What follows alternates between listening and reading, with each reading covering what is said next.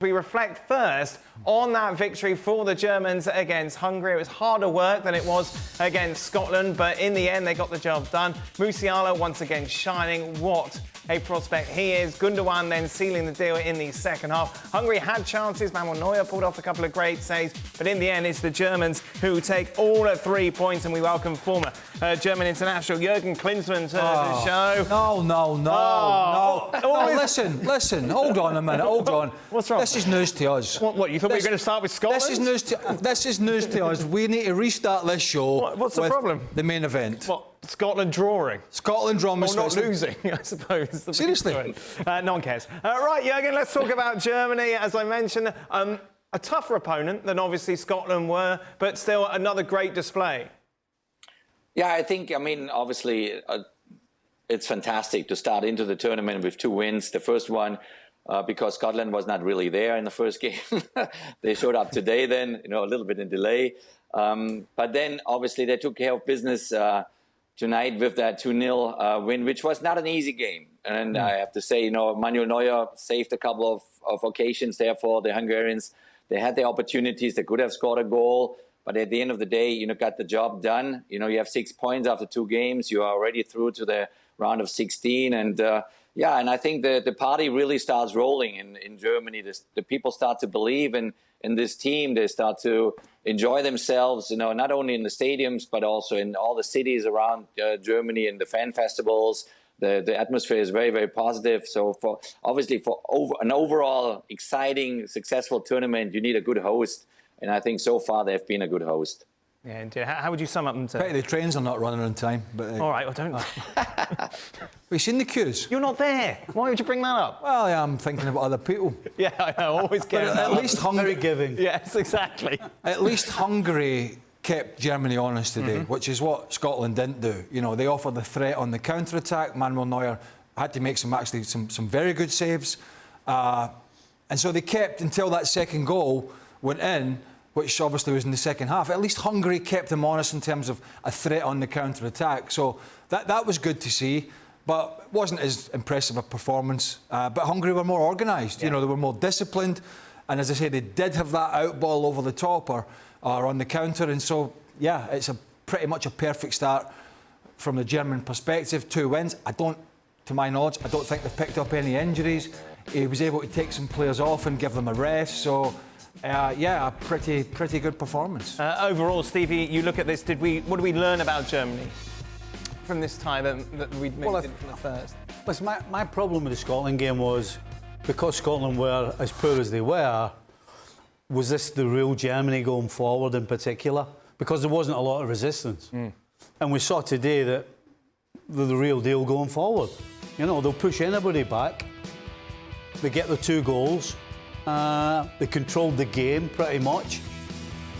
But I guess if you're Nagelsmann, the one little worry you've got is when they turn the ball over and teams get at them. Because today, basically, it was Rudiger and Tah were left to defend because the 2 fullbacks were way up high, and Toni Kroos isn't catching anybody on a break, and they gave too many opportunities away. So, listen, the big picture was going forward. Yes, they looked dangerous. Gundogan and Musiala looked great. Havertz got taken off early, but they still managed to be able to bring on somebody like Sané and Füllkrug. But against a better side, against better finishers, that's really the one thing, if you're Nagelsmann, that you need to figure out and take care of. You say lots of nice things about Musiala. Brilliant. The only one negative I thought from that performance was Kai Havertz today. I don't know if you agree. I thought his touch was off. Right. Be very interesting if he plays Füllkrug in the next game. I'd imagine he probably would, and he'd probably play Chan. But Musiala and Wirtz are just 2 geniuses, aren't they? I mean, the way he manipulates the ball, Jamal Musiala, in tight spaces, got great feet, got awareness. I think I'm in the minority of his first goal, or the first goal should have been chalked off. I thought it was a foul, but I think I'm in the minority on that one. But barring that, I thought Germany deserved the win. It was very professional. I think you just have to live with that as a manager with Havertz. The fact that he'll do some really good things, and he'll other times. There was one ball in the first half, and it got fired into him, and he needed a little bit of sort of awareness or cuteness when Gundogan made a run off him. And it was a simple little pass. All he had to do was cushion the pass into the stride, and he sort of tried to punch it in. And I'm thinking you need a little bit more deftness than that. You need to be a little bit more cute. Maybe I'm being harsh, because the performance was very professional. And what's really promising about this German side, Jurgen, obviously you have the youth of Musiala, Florian Wirtz, who've got actually quite a lot of experience, certainly at club level, but then you have the experience of Gundogan and Toni Kroos, and it's that sort of balance I imagine you need if you're going to go all the way in this tournament. Yeah, definitely. I mean, obviously, I think they were not tested yet in this tournament. I mean, Scotland had far too much respect in the first game, and also even if Hungary did much better and created some chances, I think they did not really believe in creating too much trouble for Germany. So that leaves you now at a point where you have 6 points, you're already in the next round. You now have to gamble the fact should you rest some players, and give others an opportunity to get a game in this Euros, or you start with the same 11 again and get ready for the knockout stage, because if you make a couple of mistakes in the knockout stage, it could cost you the tournament. And so you got to probably find the right balance there. I mean, with Wirtz and Musiala, you have a constant threat up front. You have the choice between Havertz or Füllkrug, and if you want to play a real number 9 or Havertz as the floating number 9, the fourth one. I think it's important for Gundogan and for Kroos, to keep playing together to have the right balance there. And with Andrich, you have now a real number 6 in the German side, which we didn't have over the last years. That there was missing. Germany was always good when we had a real number 6, a tough one, a guy that maybe here and there does a foul and is nasty and very, very physical. So he protects basically Kroos and Gundogan going forward.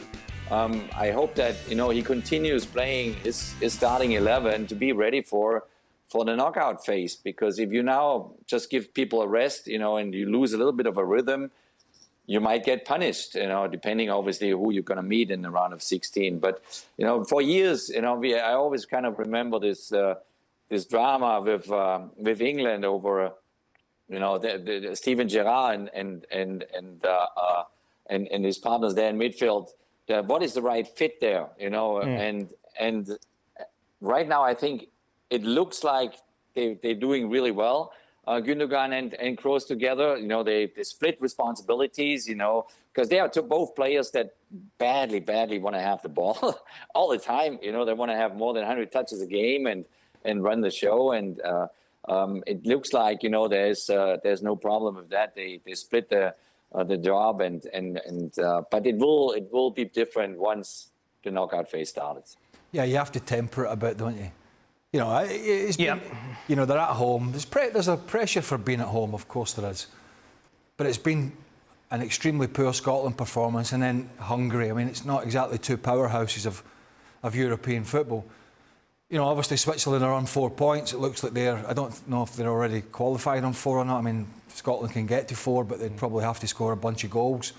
Against Hungary, that's probably unlikely. So Switzerland are definitely the second strongest team in this group. But I wonder what he'll do. I mean, the modern day manager, I think, almost takes every opportunity to rest some players, doesn't he? It's interesting, as Jurgen said, to get that kind of consistency going. Yeah, and I think even if you played that same team for 45 minutes in the Swiss game and then gave them a rest, want to just keep going a little bit, but then at the back of your mind you're thinking, okay, what about Toni Kroos?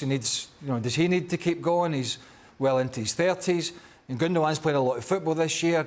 What about the injuries? If I get any, so you start second guessing yourself. I think he'll make some changes. If you're a player, you just want to keep playing. Right. If you're winning and winning and winning, and you're creating partnerships, Jurgen's talking about Kroos and Gundogan, your Musiala and Wirtz. If you're creating partnerships, why would you want to break that up? And certainly as a player, you just want to start. You want to play. Keep playing, bring the next game on. I mean, at the end of the day, how many games is it to win it? But the bigger picture is, do they need rest?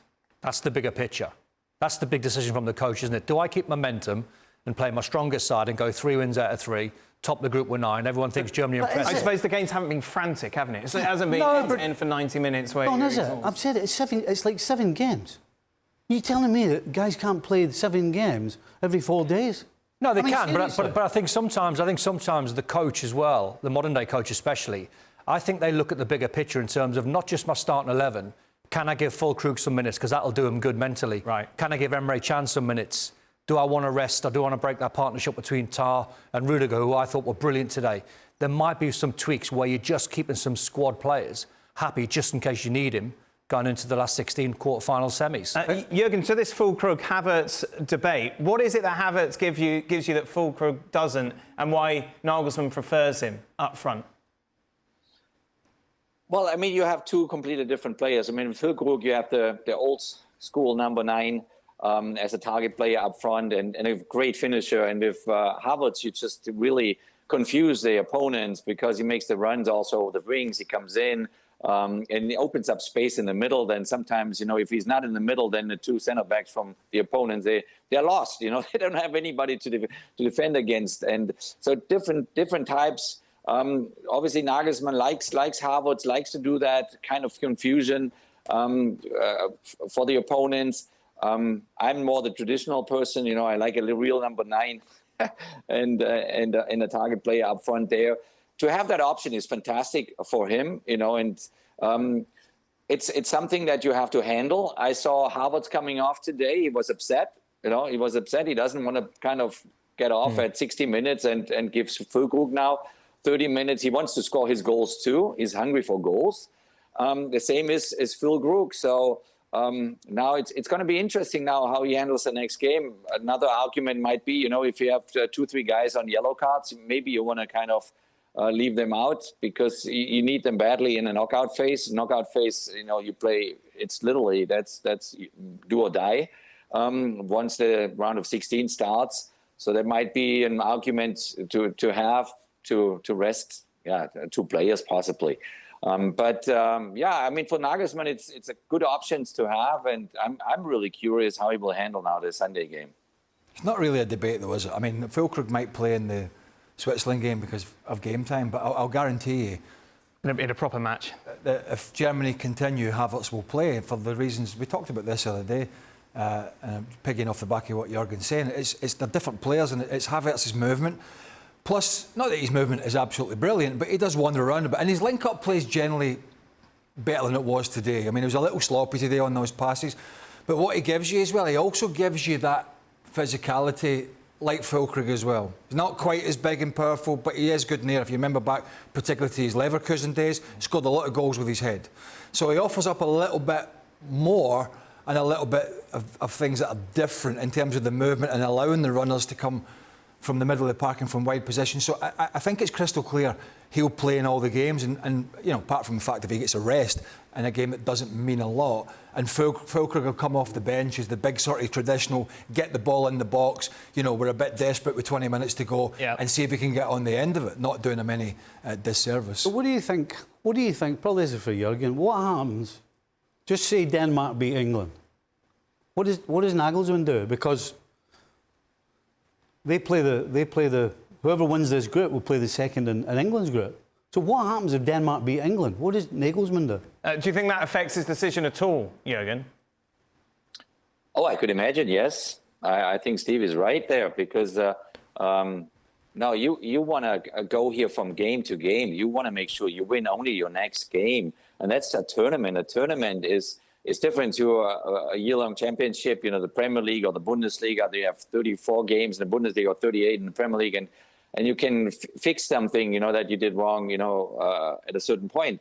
In a tournament, once you play the round of 16, it's do or die, so you want to be the best way prepared for whoever you're going to meet. And if maybe by tomorrow I have a little bit of an idea who you face in the round of 16, you totally take that into consideration, absolutely. Jürgen, are you more confident? Has it changed what you've seen over these last 2 matches that Germany can indeed go all the way and win the tournament? I was confident also before, but I'm not so confident to say they're going to win the tournament. I'm confident that the team will go far. I think, because the atmosphere they create, the positivity is there, the country is behind the team. And they have obviously quality, a lot of quality. So I'm very positive that they're going to go into the Final Four. Yeah, I'm very positive. To win it, it's gonna be very, very difficult, because if I look at the English side, if I look at Spain, Italy, we're gonna see obviously Spain, Italy tomorrow. Holland looks good. Portugal had a little bit of a fight, but it's gonna be very difficult to win this tournament for Germany.